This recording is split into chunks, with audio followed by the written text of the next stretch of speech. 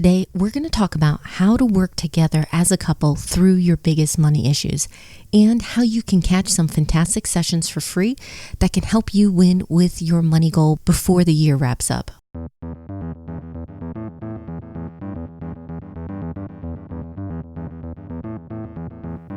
Welcome to the Couple Money Podcast, where we talk about how spouses can get on the same page, pay down their debt faster, and get on the path to financial freedom. I'm your host, Elle Martinez. Today's episode is brought to you by the free course, 5 Days to 5K. Many couples I talk to know what they should be doing, right? Pay down that debt, save money for emergencies or whatever goal they have. The tricky part, though, is where do you find the money for those goals? 5 Days to 5K is a free email-based course that helps you find, save, and earn extra money on the side so you can reach your goals faster. If you're interested, you can sign up at couplemoney.com/5K. Last month in the newsletter, I mentioned that for October, I was going to be focused on the theme of resetting and rebooting your finances so that you can hit a money goal before 2019 ends. I'm doing a special series here on the podcast this month, but that's not the only project I'm a part of. Starting next week, the Mamas Talk Money Summit will be open. All week during the summit, there's going to be sessions from over 40 incredibly financially savvy mamas and speakers. We're going to be going over topics like family finance, investing, retirement, estate planning, career and business, and yes, teaching kids about money. So whether you're trying to knock out that credit card debt, get some savings stashed away, or you're looking to invest for some big long-term goals, this summit will have at least a few sessions that can help make it happen. And the 2019 Mamas Talk Money Summit is a free conference that's 100% online. So this is important to me because I know some of you are right now on your debt-free journey and you're very aware of your budget. So you can catch these sessions for free as they are released. Just make sure that you're registered. The reason I'm bringing up this summit before we start the episode is one, I think it's an incredible event and resource for you to use, and I want to make sure you know about it. And then two, my session is going to be about a specific hurdle that we as couples can sometimes have when we're trying to improve our finances, such as paying off debt. It's called Dump Debt Together when you can't agree on how. So maybe you're all ready to knock out the debt, but your spouse, not so much. So during that session, I'm going to be sharing ways that you can dig into the real reason they're hesitating and define some ways that you can use to come up with a debt-free plan that they want to join in on. So if you'd like to grab your free pass, catch that session and more, please head over to couplemoney.com/MTM. That's couplemoney.com/MTM. So the session will be a deep dive on the topic, but I do want to touch on that today, this idea of trying to get on the same page.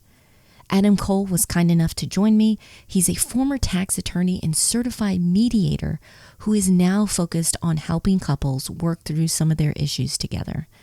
Today, we're going to take a situation from someone in the community and see if we can offer some strategies and suggestions to help them out.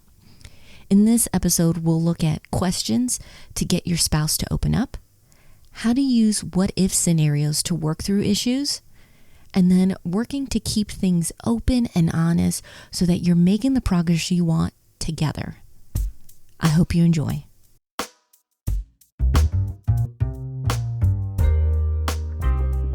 Adam, let's jump right in. This is from Mike. Mike was kind enough to give his take about what's going on, and it's about, I don't know, every couple calls it something different. We call it our fun money. And he was saying that their biggest challenge right now is coming to an agreement on how to use this discretionary income. They've paid the bills and they have some left over, but they're trying to find a way where it's both of them feel like this represents their values and it's equitable. And from what I got on his email, the question was, one of them makes a significant more amount of money than the other. Yeah. And so, like, should this be split down the middle, this fun money account, or is this something that maybe should be based on income? How do they find a path forward?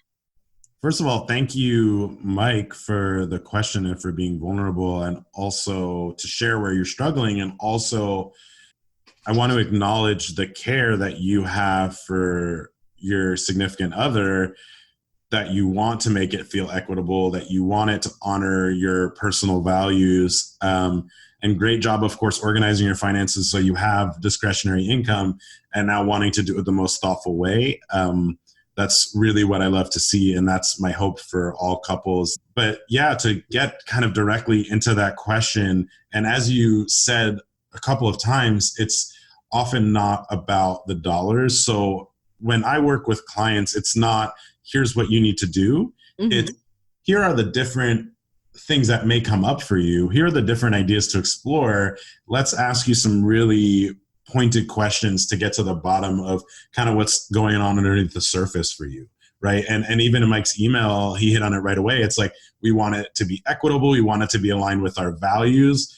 The key thing, if that's your situation, is to be able to create a safe space to talk about what that means to you, right? Because I can't sit here and tell you what's equitable for you. Couples do it all sorts of different ways. And what matters is that they're on the same page. So maybe one way to approach this is just like, what does equity mean to you, right? Or what are your values? Another way would be to propose scenarios and say what comes up, right? Let's say we did do it based on, I'm just going to imagine one partner makes twice as much as the other. Yes. Let's say we said, okay, well, what if we had equal discretionary income? How would that make each person feel? The person who makes more money and the person who makes less. What if we did it, the person who makes more has twice as much and the person who makes less has half as much, basically proportional with their income? How would that make you feel, right? And then maybe even look kind of concretely, like, what stuff would that make available to you or not? I love this suggestion because this is a way for you to kind of remove yourselves out of the situation and yet discuss it.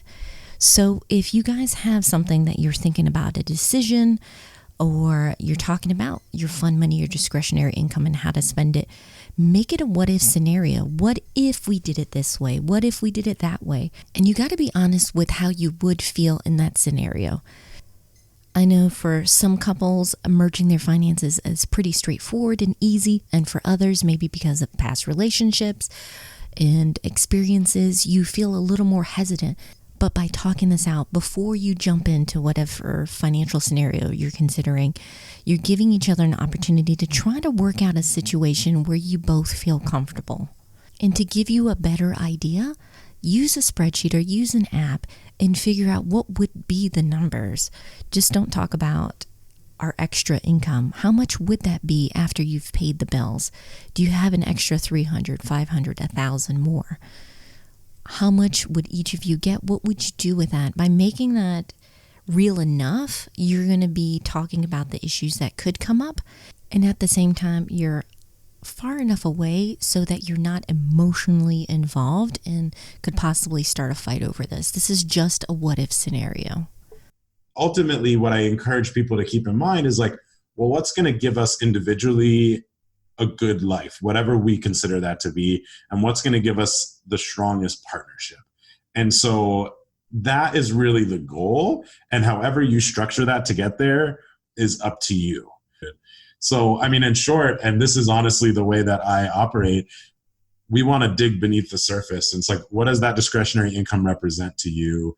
What does it represent to you to have different ways of allocating it? And then investigating whether that meaning is a real deep meaning for you, or if it's like something that was constructed out of a past event where you felt slighted around money or something else, right? So that you can see about, wait, maybe that's just something I made up and it's kind of my money baggage. We can shake that loose and create a new partnership because I know you're not my ex and you know I'm not your ex. So let's create our own unique relationship here rather than a response to what didn't work in the past, something that's organic, unique to us, and evolving moment to moment. And for most couples, that means that our fund money or discretionary income is going to be spent differently. For us, my husband is more the tech guy, so it's less purchases but larger amounts. And for me, it's books and eating out with friends. And so giving each other this space allows us to individually have ways to relax and enjoy ourselves. And at the same time, we're making sure that we stick with our budget overall. And so for me, like my girlfriend goes to a gym that's something like maybe $150 a month, and she does classes. And my gym's like $100 a month, but I'm not a self-motivated exerciser. And so a few months ago, I hired a personal trainer, and that's just under $750 a month to work with him twice a week. Mm-hmm. And so now my health and wellness budget is bigger than my rent. And I live in Oakland. That's pretty expensive for rent out here. And so that's what matters to me. So if we looked at that just collectively, we might have different perspectives on it. Let's come together and talk about that. And maybe you even want to discuss that together. It's also healthy to reflect separately, come together and then talk about what you've discovered, and also look at what you need for the relationship to thrive, because that might be very different, right? Maybe the relationship needs a budget for dates, even though you as an individual don't need a budget for going out to dinner or to the movies. But for your partnership to thrive, you need to set aside some time and money to make sure you are just no agenda connected with each other, right? Because that's essential stuff. And so that's work that can be done, like I said, both individually and then together in partnership with your significant other. While the amount spent and what you spend your money on is probably going to be different than what Adam is spending, I think the key point here is understanding that having these conversations about what matters to you, whether it's your hobbies or things that you guys are doing together, is absolutely key, not just with staying on budget, but keeping things open in your relationship. I hope this little mini session helps you out. Remember, I have a deep dive next week, Monday night, that's going to be focusing specifically on how to get on the same page and come up with a plan that works for you. I hope you can join us.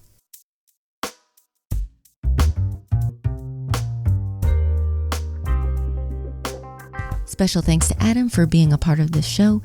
If you want to find out more about him and the work that he's doing, please visit ahcoaching.com.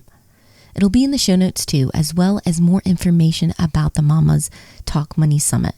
And I'll have tools that you can use now to get started with your goals.